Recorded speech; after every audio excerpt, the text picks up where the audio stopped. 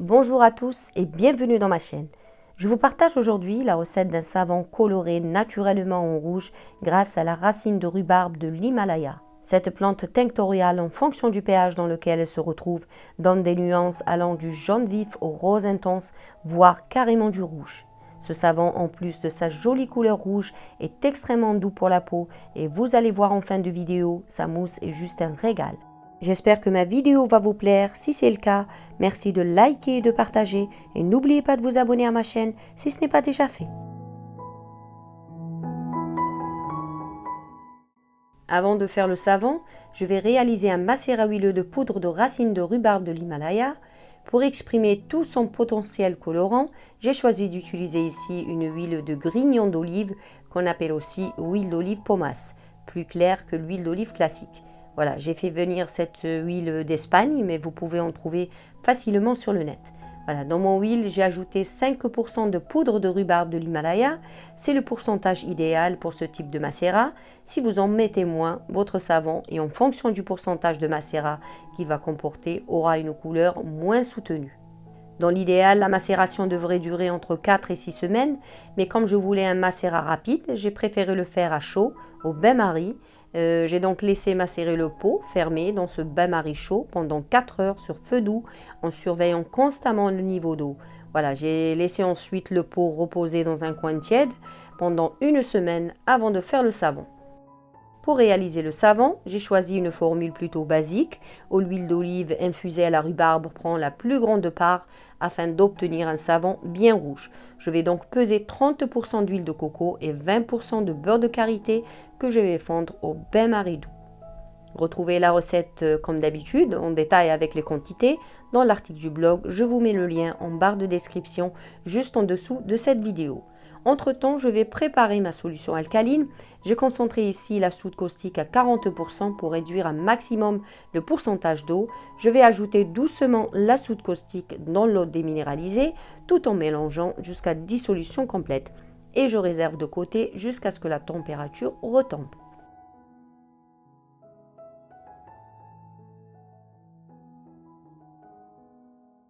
Les 50% restants représentent le macérat de rhubarbe sur l'huile d'olive pomace que j'ai filtré avant de l'ajouter à l'huile de coco et au beurre de karité fondu. Plus le pourcentage d'huile infusée à la rhubarbe est important et moins il y a d'eau dans le savon et plus il sera rouge.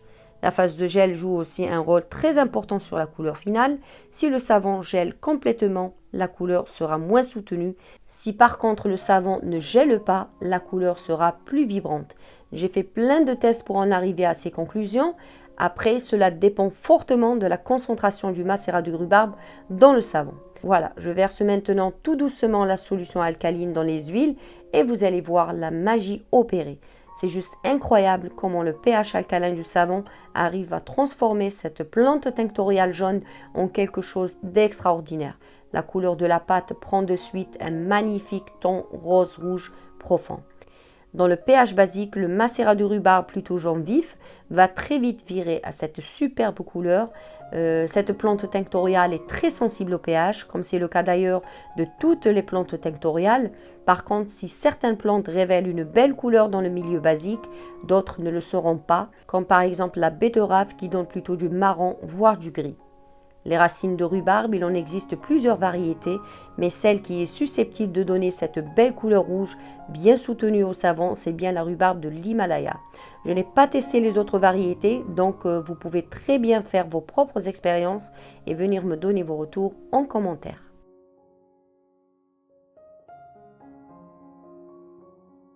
Pour parfumer le savon, je viens lui ajouter une synergie d'huile essentielle très florale qui s'accorde très bien avec sa couleur.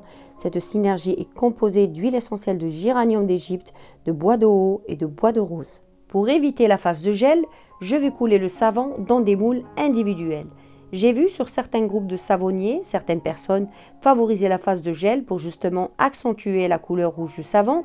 Je vous avoue que j'ai fait 3 tests avec différentes concentrations de macérat de rhubarbe et parmi les 3 savons, celui qui a traversé une phase de gel totale a eu une couleur plutôt fade et moins intense comparée aux autres savons.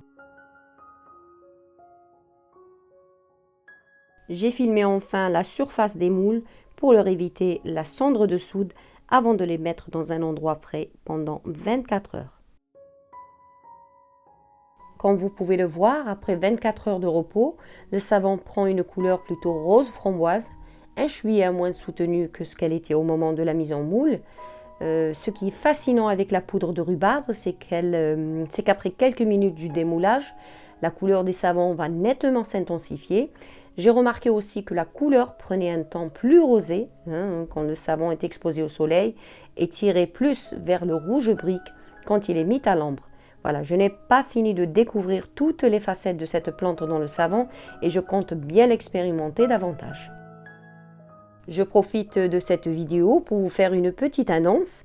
Et oui, j'ai décidé enfin de me lancer en créant ma propre boutique de produits issus de la nature. Une boutique où je vous propose des produits 100% naturels, des produits le plus possible frais, issus de filières durables et équitables. Pour l'instant, je vous propose uniquement 3 produits que j'ai choisis avec beaucoup de soin. Je rajouterai bien évidemment d'autres produits dès leur arrivage. Ma boutique se veut simple et sans trop de chichi, à l'image de ma personne. Voilà.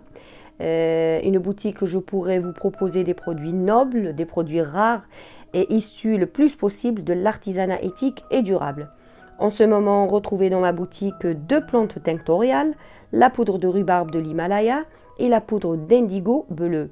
Voilà, 2 poudres rares qui permettent non seulement de colorer naturellement les savons, mais qui peuvent aussi s'utiliser dans les hennées pour apporter aux cheveux des reflets bleutés ou les déjaunir comme c'est le cas de l'indigo bleu, ou encore apporter des tons dorés aux cheveux comme c'est le cas de la rhubarbe. Voilà, je ne vous cache pas que ça m'a pris beaucoup de temps de recherche pour vous dénicher ces 2 poudres rares et chères qui sont d'ailleurs en quantité limitée sur le site, donc n'hésitez pas à en profiter. Je vous propose aussi du bon beurre de karité sauvage de Côte d'Ivoire, un beurre brut non raffiné d'une texture hyper fondante et crémeuse et dont l'odeur qui rappelle la noisette grillée ravira les adeptes de ce beurre en 1001 propriétés. Je vous mets tous les liens ainsi que toutes les informations nécessaires concernant ma boutique dans la barre de description juste en dessous de cette vidéo. Les plantes tinctoriales n'ont pas fini de nous étonner dans la saponification. Je compte expérimenter d'autres plantes bien évidemment avec différentes méthodes en macérat huileux ou en ajout direct dans la solution alcaline ou dans les huiles et pourquoi pas aussi avec la méthode à chaud. En tout cas, je n'ai pas fini de vous livrer mes expériences, donc restez à l'affût. Voici le savon après 6 semaines de cure. La couleur n'a pratiquement pas bougé. Je stocke généralement mes savons dans un endroit frais et sombre, loin de toute source de chaleur et d'humidité. Le savon sent hyper bon. Les huiles essentielles de géranium d'Égypte, de bois de rose et de bois de haut sont très tenaces en saponification à froid. L'odeur est très florale, un bouquet frais de rose qui reste longtemps sur les mains. Comme vous pouvez le voir, la mousse est très présente. Il y a aussi du crémeux, mais aussi et surtout cette sensation de main toute douce. Ce savon, de par sa simplicité, est juste une pure merveille. Voilà, j'arrive à la fin de ma vidéo. J'espère sincèrement qu'elle vous a plu et que je vous ai donné l'envie de tester cette poudre dans vos savons. N'hésitez pas donc à me le faire savoir avec vos likes et vos commentaires. N'hésitez pas aussi à la partager autour de vous pour la faire connaître. Et quant à moi, je vous donne rendez-vous bientôt pour une nouvelle recette.